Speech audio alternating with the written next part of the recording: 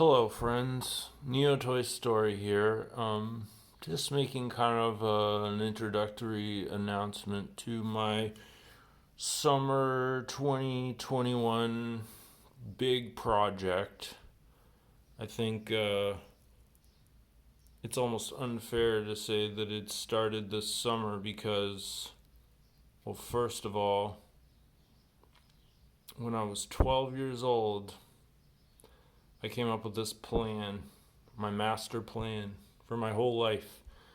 And the key component of that plan was inventing a perpetual motion machine that I would use to make enough money to do anything that I wanted.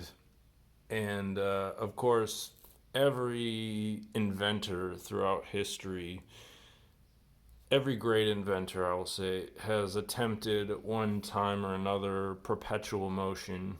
It's just one of those sort of holy grail, kind of like tantalizing adventures that I think anyone who does any sort of creativity, invention, innovative type work inevitably is drawn to on some level, whether or not that's an actual practical physical application of mechanical perpetual motion or a more abstract theoretical metaphorical kind of perpetual motion. I think there's some sort of manifestation. Anyway, to make a long story short, 2020, 11/17, I had this idea, this sort of like savant, like flash of inspiration, and I don't remember exactly what caused it, but basically, the principle is this. And this was just the initial sketch that I drew really quick.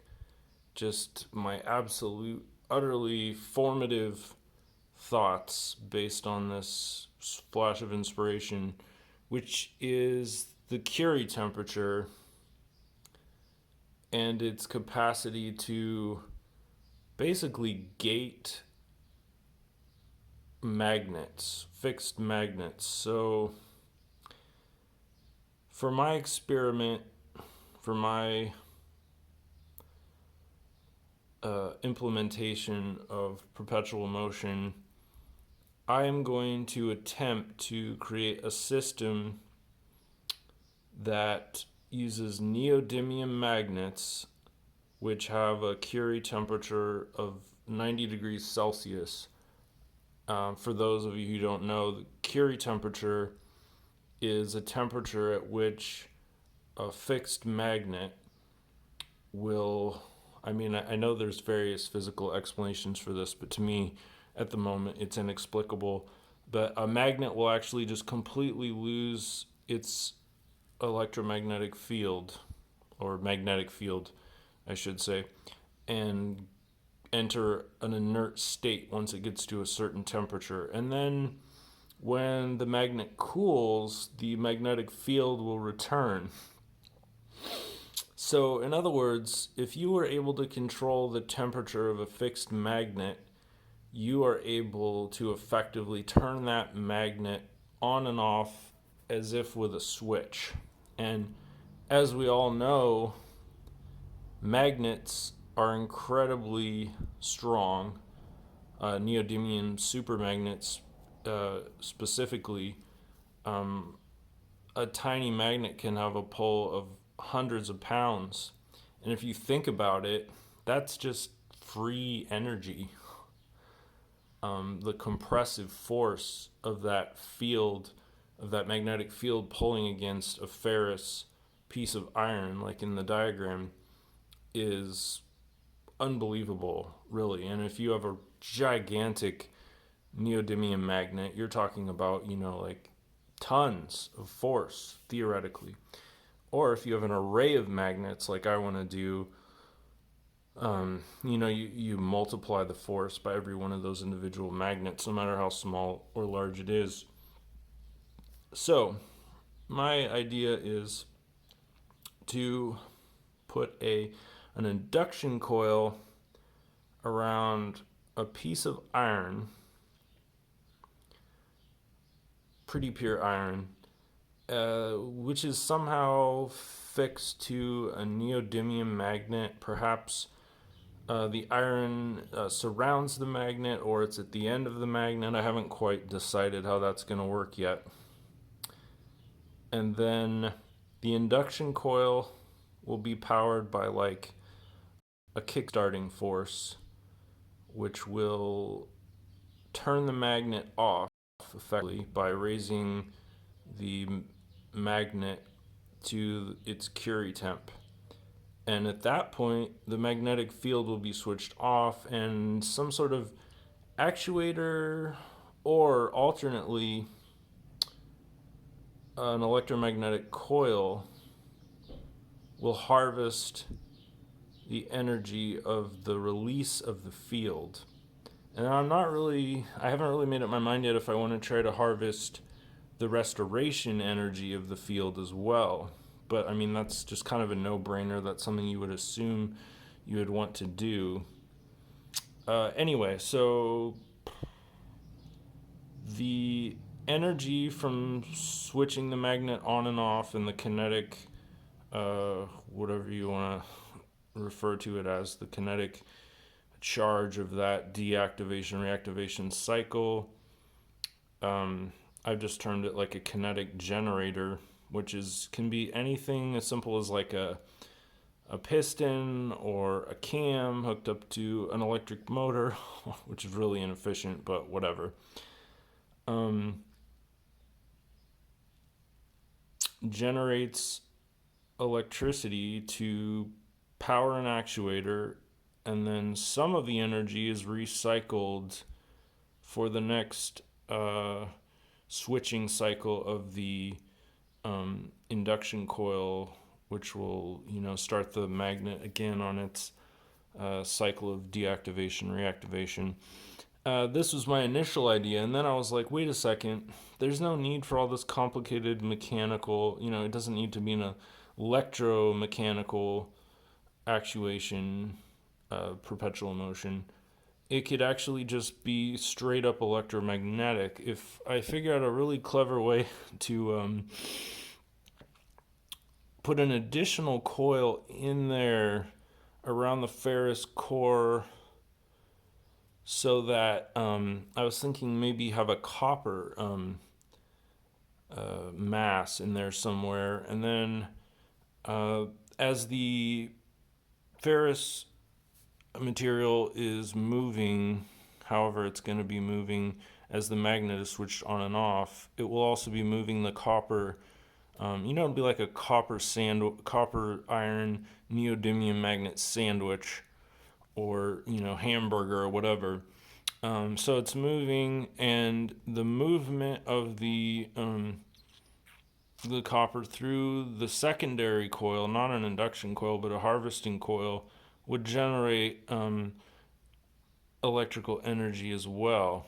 Now, I'm not really sure whether or not the level of energy will be comparable to the amount of energy that is being extracted via the powering the induction coil. So this is kind of it all has to be done out through experimentation, which is why I'm making this video, because I haven't actually started on the physical experiment. All I have is this theory. And of course, as I've explained, the theory is that if you can switch off a fixed magnet, harvest energy from that magnetic field being switched on and off, enough to power the induction coil in order to recycle the Curie temperature, then you can theoretically harvest energy, which you're basically extracting energy from the magnetic field itself somehow, to store in a battery or power a device directly, which is what I really want to do, because I feel like batteries are so inelegant. It's a cool thing in theory, but realistically, if you really want to take the bull by the horns and control the electromagnetic spectrum, you need to be able to cut out the middleman. You need to be able to generate power on demand. And so that's my goal, is to create a device that will produce a functionally limitless amount of electrical energy without the need of the middleman of a storage device or even capacitors. What else? Curie temp. Oh yeah, and I had this other idea. I was like, okay, so it's a thermodynamic system. I want it to be robust. I don't want it to be sloppy. So, I mean, say you were using this kind of a device to power a car, and you've got your metal magnet hamburger in there moving around, or whatever, changing temperature. Obviously, the Curie temperature is critical. You don't want that cycle to be affected in a way that is not optimal. So you need to be able to really regulate the temperature of the hamburger while it's cooking, to use a phrase. And anyway, so I was thinking enclosing the whole system in a vacuum. That was one thought I had. To kind of like insulate it so it's isolated, and you don't have to worry about external temperature affecting it. Because this is one thought I had, like, it's a thermal mass, right? So theoretically, the amount of energy that you're feeding into the induction coil to reach the Curie temperature doesn't have to be very significant if you're able to maintain the temperature of the thermal mass to approximately the Curie temperature. So like if it's 89.5 degrees and the magnet is fully active, the magnetic field is at full strength. It wouldn't be really, but just for the sake of argument. And then, you only really have to put enough energy into the induction coil to raise the temperature by 0.5 degrees Celsius in order to turn off the magnet and start harvesting energy. Also, I'm sure you can see from the diagram there's more than one way to harvest energy from this system, and I already covered that a little in the beginning. And this is talking just purely mechanical rather than electromechanical. But obviously, when the magnetic field is turned off, any sort of pulling, like piston or spring or whatever, even the weight of gravity could cause this mass to go down, and that could generate a tremendous amount of energy. And then, of course, when the magnetic field starts to return and the magnet is drawn upwards to the ferrous mass in this specific design versus my other design that I want to try too, then you're also harvesting energy as this is being pulled up, and there's compression happening here. So there's a lot of opportunities to passively extract power from the system. So yeah, anyway, this is my introductory video, just going over the basics of the Curie temperature concept and kinetic generator, whatever. So I'm sure those of you who understand the basic principles will know what I'm talking about here. If not, go to Wikipedia. I'm going to start my experiments really soon. I'm going to build some prototypes. That's my plan. Instead of trying to get rich off of anything that may come of this, which will probably be nothing because perpetual motion has never been cracked by anyone ever, I want to release all this open source as I do it so everyone can just follow along with the experiments and stuff. So yeah, thanks for watching. This is the first official lab-based Neotoy lab project in my new lab since it started. It's not the first video I've done in here, but this is the first actual science experiment that's going to take place in the lab. So, really excited about that. This is my new lab, and it's awesome. And I'm going to try to have fun while I work on this incredibly challenging project, at least for me, because I'm not super motivated.